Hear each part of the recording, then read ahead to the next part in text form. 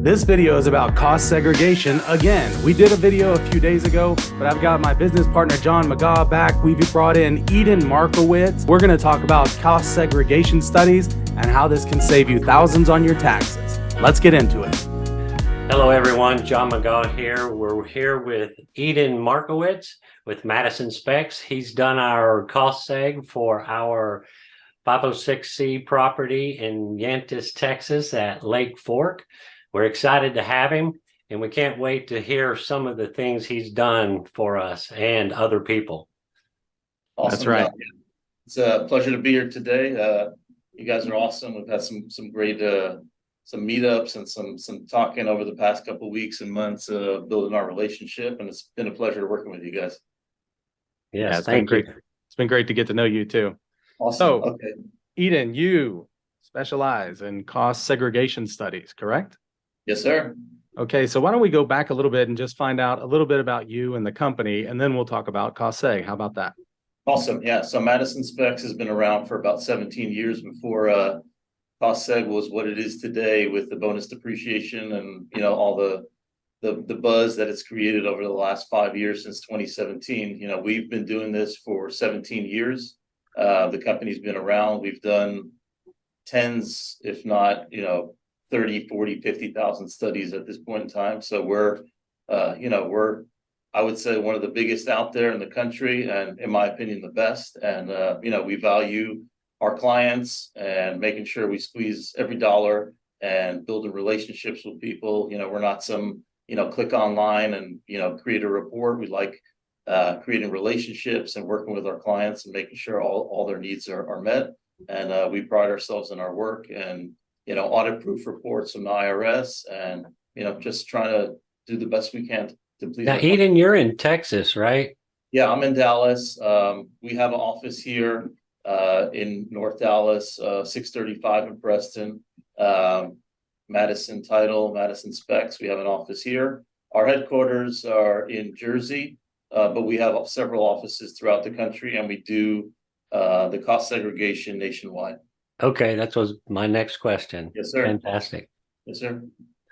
So let's start talking a little bit about how educate us. What is cost segregation? Okay, so let's go back to the beginning a little bit.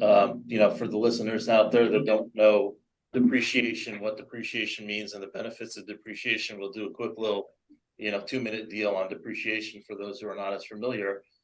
So owning real estate is great because the values usually are going up. If you buy right and you hold on to it long enough, the values keep going up, right? That's one massive benefit of owning real estate.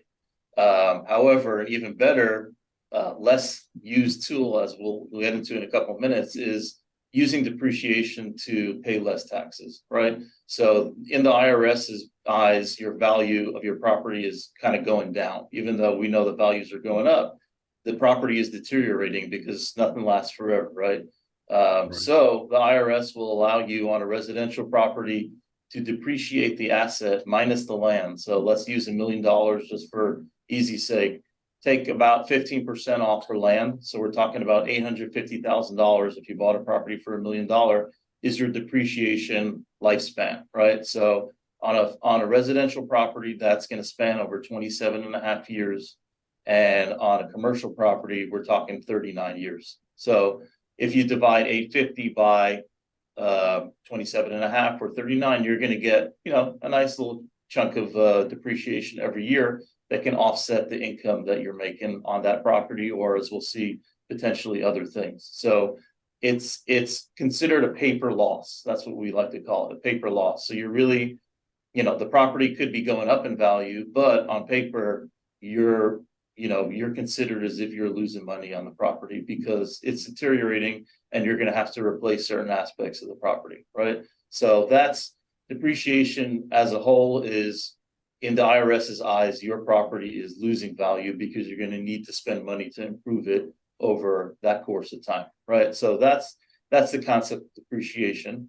And what most people are familiar with is what we call straight line depreciation, which means 27.5 years, 39 years, residential or commercial. If your CPA is not creative and you never heard about it, you're probably just taking straight line depreciation, which comes out to be about 2.5% a year on residential property, and about 3.6%. So we're talking somewhere between 2.5% and 3.5% of what you paid for the property goes off of your purchase price, not what it appraises at. What you bought the property for, you're looking somewhere between 2.5% to 3.5% of what you paid for that every year for the next 27.5 or 39 years. That's just the straight line depreciation. So you'll get, depending on what you paid for the property, you're getting a few thousand, $5, $10, $20,000 in tax deductions every year on the property. That's straight line depreciation. Almost every CPA knows about it. They're using it. If you own real estate, you're probably taking straight line depreciation by default, right? So that's kind of the general concept of depreciation in general, without getting into the cost seg and getting creative. That's kind of the basics of depreciation. Any questions on that? Or That was a little bit more than the basics. That was I think that might have been a Thank you. PhD level class. So I keep seeing this on the internet. Let's try this. This will be a good exercise for us. Yeah. Can you go back and give that same explanation again, but for like a teenager? The Like teenager. super simple. Okay, so I'll try to do it in a minute here. Depreciation is your asset is going down in value in the IRS's eyes because it's going to deteriorate. You're going to need to replace the flooring. You're going to need to replace light fixtures. Things are going to break. Plumbing, the walls, the ceilings, they're going to need to be replaced, and the IRS knows that, and therefore you are given a tax benefit every year to offset those costs that you're going to incur. So the IRS is encouraging you to buy property, own more real estate. Everyone out there, buy more real estate and use the tax benefits they're allowing you, because they know your property is going to be going down in value. Very Okay. good. Is that Thank you. simple? I Yeah. feel smarter Yeah. than a teenager now. Yeah, that's the 30-second version of it. Maybe barely. Yeah. Okay, that's very good. So what does this mean to investors? What is where the rubber meets the road? So we, for example, we've worked with you and we've commissioned a cost segregation study on one of our properties. Let's walk through the logistics of how that works and what that means to us and to our investors. Awesome. So let's do a quick little background on cost segregation. So cost segregation is essentially looking at the property and breaking down the components of the property, A to Z, everything that exists on your property, from the dirt to the roads to the light poles to the everything on the exterior and everything on the interior is going to fall under three categories. It's going to be 5-year property, which is mostly interior flooring, light fixtures, cabinets, a lot of the interior non-structural items is going to be 5-year property. And then a lot of your exterior, like fences, roads, landscaping, railings, parking spots, concrete, all of that is going to be really on a 15-year schedule. So that's 5 and 15 years. The IRS knows, hey, your flooring is not going to last 27.5 or 39 years. So it makes sense that you can depreciate that a lot faster than waiting the full 27.5 or 39 years. So that's through a cost segregation, you are basically itemizing every single piece of property that you own and putting it into 3 different compartments and structuring that where you can schedule your depreciation and get a little bit more upfront on those things that are not have a shorter shelf life. So talk a little bit about what happened in 2022 versus 2023 on cost segs. Okay, so that what we just talked about, the 5 and 15-year property, before 2017, before what we have now is called bonus depreciation, it still was very beneficial. Before 2017, if I have flooring that I installed, I don't want to wait 27.5 or 39 years to depreciate imagine on a $10 million property, you're spending, if you have a multifamily with, 500 units in it, that's a lot of flooring. We're not talking about a few $1,000s. We could be talking about $1 million in vinyl flooring that you newly installed in your property. And that $1 million can be depreciated over 5 years as opposed to waiting 27.5 or 39 years, right? I want to see the tax benefits a lot faster. So prior to 2017, where there was no bonus depreciation, which we'll talk about in a second, The advantage is that you're able to take these items that are going to deteriorate faster and get the tax benefits a lot faster than the straight line depreciation. Okay, so did it change though from 2022 to Yes. 2023? So bonus depreciation is the really crazy, amazing thing that I wanted to talk about real quick now. So any of that 5 and 15-year property, right? It should be on a 5-year schedule for all those interior items, 15-year schedule for all the exterior stuff that we discussed, right? That seems awesome, right? That's great in and of itself. But even more awesome than that is since 2017, we have a concept called 100% bonus depreciation, which means anything that falls into that 5-year or 15-year category can be taken in year one. 100% of it, 100% of all non-structural property can be taken as a tax deduction in year one, which is freaking awesome, right? Mhm. I mean, that's just unbelievable. You know, your flooring is going to last 5 years, but the IRS says, hey, you can take a tax deduction for all of that new flooring you just put in. Or if you didn't put it in, you bought the property and it has existing flooring on it, that flooring is not going to last forever. Hey, you know, itemize that, find out how much your flooring is worth, and take that as a tax deduction in year one. Don't wait 5 years, and don't wait 15 years on all your concrete, your roads, everything that you have on your property. It will just give that all to you in year one, which is absolutely amazing and awesome for investors like you guys, you know, purchasing properties, wanting to increase cash flow, you know, wanting to give depreciation benefits to your investors. That's a lot of depreciation upfront on the property. And the advantage is you keep on buying more and doing the cost segs over and over again and get massive tax deductions upfront as opposed to waiting all those years.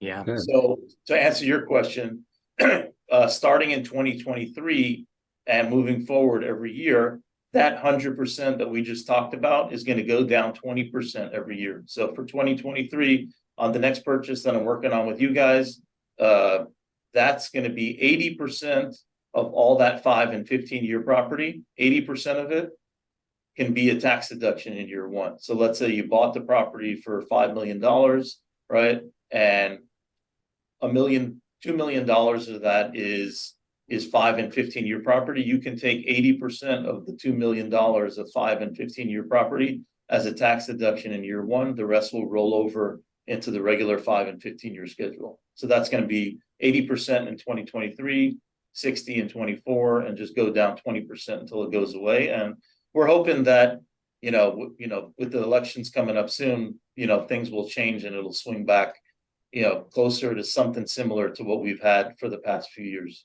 So, you know, there's still massive benefits. You know, everyone's all upset. Oh, it's going down to 80. What am I going to do? It's still super beneficial. You're still going to increase your cash flow. You're going to make your investors happy. You're going to pay less taxes. It's still amazing. It's not as amazing, but you know, hopefully things will change or swing around here soon. Yeah, What about hopefully. new construction? So new construction is the same thing. So we do studies on if you purchase a new property, even if the building is 100 years old, the day that you purchase it is day one for that property. So even though, you know, the building was built in 1875, if you, John or Alex, buy that property today, your shelf life for depreciating that property starts on the day of the purchase, right? So that's on existing properties. The moment you own it, you can even have, I have clients who own personal homes and then move out and buy another home and keep their original house as a rental property. The day that they move out and start renting it out, it now becomes rental property and they can start depreciating it because you can't depreciate your personal residence. But if you move out and turn it into rental property, that's day one, right? You can start depreciating that property from the moment it becomes income producing property. So that's on existing structures that are already built and you bought them. There's also improvements, like we mentioned before. If you buy an existing property and you're doing significant renovations, a lot of times we'll do one cost segregation when you purchased it. In the next year, you put in, you know, $500,000 or $1 million to develop an RV park, or you own multifamily or retail space and you're putting in new flooring and lighting and repaving the concrete, you can do a second cost segregation study on the major improvements that you're doing. And then the third thing that you mentioned is new construction as well. Same thing. As soon as the construction is completed, you can do a full cost segregation study on brand new construction, and it's the same as if it was already in existence beforehand. So those are really the three times we really utilize it. And a lot of people are doing like what we're working on with you guys in some of these RV parks is doing the cost seg on the purchase, and then after you guys develop it and add all those RV hookups and the canopies that you're putting in and all the venues and the stores and all that is going to bring massive tax benefits in year 2 or year 3 from when all that's developed. Nice. Yeah, for sure. Now, Eden, so say one of our investors sees this and they like the sound of it. They like, I like that. How do I get involved and get a cost seg done for one of our properties? First, let's talk about what's the minimum amount that it makes sense? Because we pay for a study and it gets a certain amount of reduction. What's like the minimum amount of a value of a property that somebody would really need to start looking into getting a cost seg on it? I mean, we usually say, $200,000-$300,000 and up, but it's so complicated that it really depends. And I even if somebody bought a property for $50,000, I'm happy to jump on a call with them and strategize and see how I can help them. I'm not going to ever turn anyone down or not have a phone call with someone because of the value of the property that they bought, So there's always creative ways to do things, but in general, we say, just because of the cost of the study and the engineers and the CPAs on our team, what it costs us, the property value, in the $200,000-$300,000 and up range are usually where the numbers start to get really nice on, what you pay for the cost seg study as opposed to, how much value you're going to get in depreciation. Very good. And the great thing for us is the way that this wound up is we were right at the end of a year. So we wind up, just like you said, we get the cost seg from 22, which is still available for our investors. So that wound up good. We weren't even finished with our raise yet. We could get the cost seg done. And now it's a benefit for everybody who comes in on that raise. Exactly. Yeah. I have a client who here locally in Texas, McKinney, who literally he bought a gas station on December 29th with a 5-day close. And I had a conversation with him afterwards, and he said, "Yep, I heard about cost segregation, and I sold a company. He was going to get hit with massive, tax liability, and I realized I needed to go out and buy a property real fast. Bought a $5 million gas station in McKinney, and he's getting close to a $3 million tax deduction for 2022. So he knew he needed, like you said, to squeeze in that purchase before end of the year, and literally by the skin of his teeth, he bought that gas station." That's the same thing happened to us. Exactly what we did. And so, you hear a lot in like the society and stuff about like that's like a tax break or like a loophole.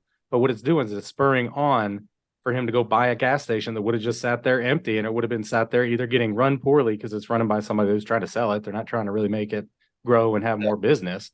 But it's taking that and putting it back into the economy, and giving that tax advantage allows people to do that. Yeah, a lot of my clients are, they're buying real estate more for the tax benefits than for the real estate itself. I'm not saying that they're buying bad deals or what they're doing isn't smart, but it motivates a lot of the investors to go out and buy more deals for the tax benefits. And in the end of the day, you end up with more real estate. So that's not a bad thing, right? But a lot of people are motivated to go out, we all get lazy or get burnt out. But towards the end of the year, when you're looking at, hey, what's my tax liability for next year, it motivates you to get off your butt and go out and buy another property, because you realize, if I buy this property, I won't have to pay taxes next year. So that's the beauty. I was talking to a guy here locally yesterday in Texas who owns like a portfolio of single family homes, and he's like, "Man, I hate this business." And I said, "Why do you do it?" He said, "For the tax benefits. I'm really only buying these rentals and dealing with tenants and all the issues and these homes falling apart and whatever, because he's flipping houses and wholesaling, but he buys the rentals just to offset his income." And in the end of the day, he owns 20 single family homes here in DFW, and he's gonna be a millionaire off of that, and he only did it for the tax benefits. So it motivates us to get off our butt, do more deals. And at the end of the day, we put more money in our pockets now because of the tax savings, and we hold on to these properties for a bunch of years. We know they're going up in value, and it'll make a lot of people into millionaires. I've got Yeah, it another sure does. question.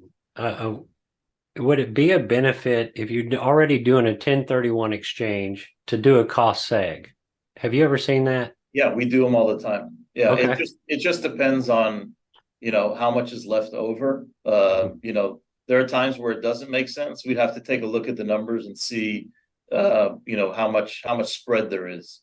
So it's a case by case scenario, but we do them on 1031 exchanges all the time. Okay. Thank you. Yeah. Very good. All right. Well, we've really appreciated you coming on and giving us some of your time and sharing with our audience out there and our investors and people that work with us, partners and all those clients and such. How can people get in touch with you if they want to get a cost seg study? You can reach out to me on Facebook, Eden Markowitz on Facebook. I don't think there are too many Eden Markowitzes out there, so you should find me pretty easily. I'm pretty active on a lot of investment groups on Facebook. My email is emarkowitz@madisonspecs.com. Those are probably the two best ways to reach out, and looking forward to helping many people.